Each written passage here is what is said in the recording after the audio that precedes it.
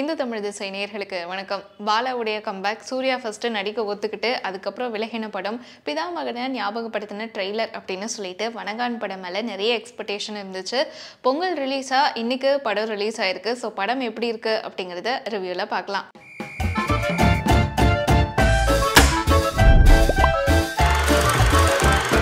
சின்ன வயசுல சுனாமியில தன்னுடைய அம்மா அப்பாவை இழந்தவர் தான் கோட்டி. ஸோ அதே சுனாமியில அம்மா அப்பாவை இழந்த இன்னொரு பெண் குழந்தையான தேவியை தன்னுடைய தங்கச்சியா தத்தெடுத்து வளர்த்துட்டு வராரு. கன்னியாகுமரியில கிடைச்ச வேலையெல்லாம் செய்யக்கூடிய கோட்டி பயங்கரமான கோவக்காரர். தன்னுடைய கண்ணு முன்னாடி ஏதாவது ஒரு அநியாயம் நடந்துச்சுன்னா அதை கண்டிப்பா தட்டி கேட்பாரு. ஸோ கோட்டியோடைய அந்த கோவம் கோட்டிக்கு ஆதரவு கொடுக்குற அந்த ஊர்ல இருக்கிற சிலருக்கும் பாதிப்பை ஏற்படுத்துது. இன்னொரு பக்கம் கன்னியாகுமரியில கைடா இருக்கிற டீனா கோட்டியை துரத்தி லவ் பண்றாங்க. சரி, கோட்டிக்கு ஒரு நிரந்தரமா ஒரு வேலை இருந்துச்சு அப்படின்னா அவருடைய கோவம் கொஞ்சம் கம்மியாகவும் கொஞ்சம் பொறுப்பானவராகவும் மாறுவாரு அப்படின்னு சொல்லிட்டு கோட்டிக்கு ஆதரவு கொடுக்குற அந்த ஊர் ஃபாதர் அங்க இருக்கிற ஒரு ஆதரவற்ற இல்லத்துல கோட்டியை காவலாளியா சேர்த்து வர்றாரு. கோட்டியும் அங்க பயங்கரமா ஜெல் ஆயிட்டாப்ல. அங்க இருக்கிற எல்லாரு கூடயும் ரொம்பவே சந்தோஷமா வேலை பார்த்துட்டு இருக்காரு. ஸோ இந்த மாதிரியான ஒரு சமயத்துல அந்த ஆதரவற்றவர்கள் இல்லத்துல இருக்கக்கூடிய மாற்றுத்திறனாளிகளுக்கு ஒரு அசம்பாவிதம் நடக்குது. இந்த விஷயம் கோட்டிக்கு சொல்லப்படுது. அந்த சம்பவத்துக்கு காரணமானவங்கள கோட்டி கொலை செஞ்சிடறாரு. அது என்ன அசம்பாவிதம், கோட்டி கொலை செஞ்சது எதனால, அதுக்கப்புறம் கோட்டியோட வாழ்க்கை என்னாச்சு அப்படிங்கிற கேள்விகளுக்கான பதில் தான் வனங்கான் திரைப்படம். இந்த படத்துடைய கதையை ஒற்றையால தன்னுடைய ஷோல்டர்ல சுமக்கிறது அருண் விஜய். ஸோ கோட்டி அப்படிங்கிற அந்த கேரக்டர் ரொம்பவே அழகாக புல் ஆஃப் பண்ணியிருக்காரு. ஸோ அந்த சைன் லாங்குவேஜ் பேசுறதாகட்டும், அதே மாதிரி இன்டர்வலுக்கு முன்னாடி சீனும் சரி, கிளைமேக்ஸுக்கு முன்னாடி சீனும் சரி, பாலாவுடைய ஹீரோ அப்படிங்கிற அந்த டேகுக்கு ஏற்ற ஒரு முத்திரை பதிக்கும்படியான காட்சிகள் இருக்கு. ஸோ அதில் அவருடைய ஆக்டிங் இன்னுமே சிறப்பாக வெளிப்பட்டிருக்கு அப்படின்னு தான் சொல்லணும். ஸோ ரோஷினி இந்த படத்தில் ஹீரோயினாக நடிச்சிருக்காங்க.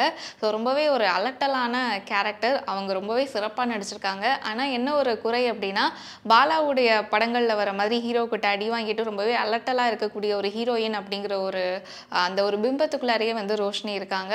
பட் என்னன்னா, முதல் பாதி முழுக்கவே வர அவங்களுடைய கேரக்டர் இரண்டாம் பாதியில் அவங்களுக்கு பெருசாக வேலை இல்லை அப்படிங்கிறது குறை.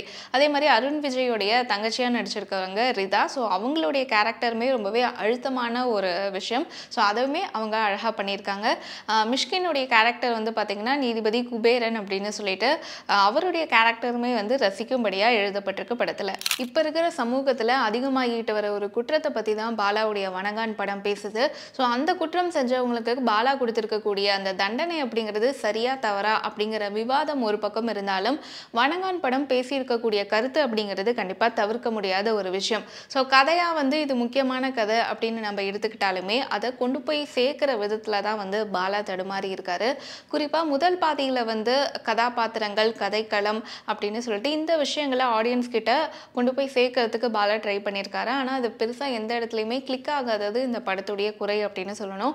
ஆனால் இன்டர்வலுக்கு முன்னாடி சீன் எல்லாமே கண்டிப்பாக ஆடியன்ஸுக்கு ஒரு பதபதைப்பை உருவாக்கக்கூடிய ஒரு விஷயமாக தான் அமைஞ்சிருக்கு.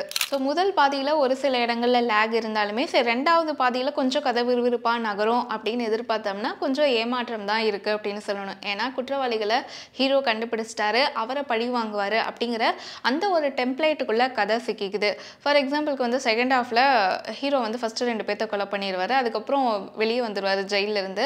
மூணாவது ஒரு நபரை தேடி கண்டுபிடிப்பார். ஸோ அவரையுமே கொலை பண்ணிட்டு திருப்பியும் போயிடுவார். அவருக்கு சாதகமாக தான் தீர்ப்பு வரும் அப்படிங்கிற அந்த கிளைமேக்ஸ் இந்த ஒரு டெம்ப்ளேட்டுக்குள்ளே படம் ட்ராவல் பண்ணுறது அப்படிங்கிறது செகண்ட் ஹாஃபில் நமக்குமே கொஞ்சம் டயர்டாக்குது.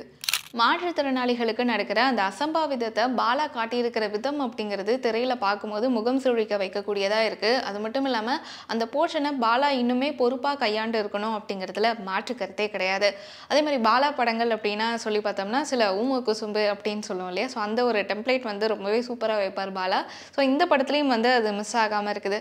ஃபார் எக்ஸாம்பிளுக்கு ஆய்வாளர் ஆயவே இல்லையா, அவங்க எங்கே என்னை பிடிச்சாங்க, நான் தான் சரணடைஞ்சேன், அவங்க என்னை பார்த்து பயந்துட்டாங்க அப்படின்னு சொல்லி அருண் விஜய் காவல்துறையை பார்த்து சொல்றதும், போக்சோ சட்டத்தை தவறாக பயன்படுத்தியதற்கு நீதிபதி கொடுக்கிற பதிலடி, லார்ட்ஷிப் அப்படின்னு சொல்லிட்டு மிஷ்கினை மற்றவங்கலாம் சொல்லும் போது என்னை அப்படி கூப்பிடாதீங்க, ஐயா சார்னே கூப்பிடுங்க, லார்ட்ஷிப்னு கூப்பிட சொல்லி எந்த சட்டத்திலையும் சொல்லவே இல்லை அப்படின்னு சொல்லிட்டு நீதித்துறை காவல்துறையை பகடி செய்யக்கூடிய பாலாவுடைய அந்த வசனங்கள் திரைக்கதை அப்படிங்கிறது ரசிக்கும்படியாகவே இருக்குது. ஸோ இந்த காட்சிகளை போலவே படத்தில் பாலாவுடைய வசனங்களும் ரொம்பவே ஷார்ப்பாக இருக்குது. ஸோ சில இடங்கள் ரசிக்கும்படியாக இருக்குது. என்ன அப்படின்னு சொல்லி பார்த்தோம்னா, எல்லாரும் சேர்ந்து ஒரு நல்லவனை சிலுவையில் அரைஞ்சிட்டாங்க காமிச்சிடாதீங்க அப்படிங்கிறதும், எங்களுக்கு கண்ணு தான் இல்லை ஆனால் கண்ணீர் வரும் அப்படிங்கிறதும், அதே போல் வந்து எல்லாம் நல்லா இருக்கிறவங்களால ஒரு மாற்றுத்திறனாளியுடைய வேதனையை வந்து எப்படி புரிஞ்சுக்க முடியும் அப்படிங்கிற வசனங்கள் எல்லாம் ரொம்பவே ஷார்ப்பாக இருக்குது.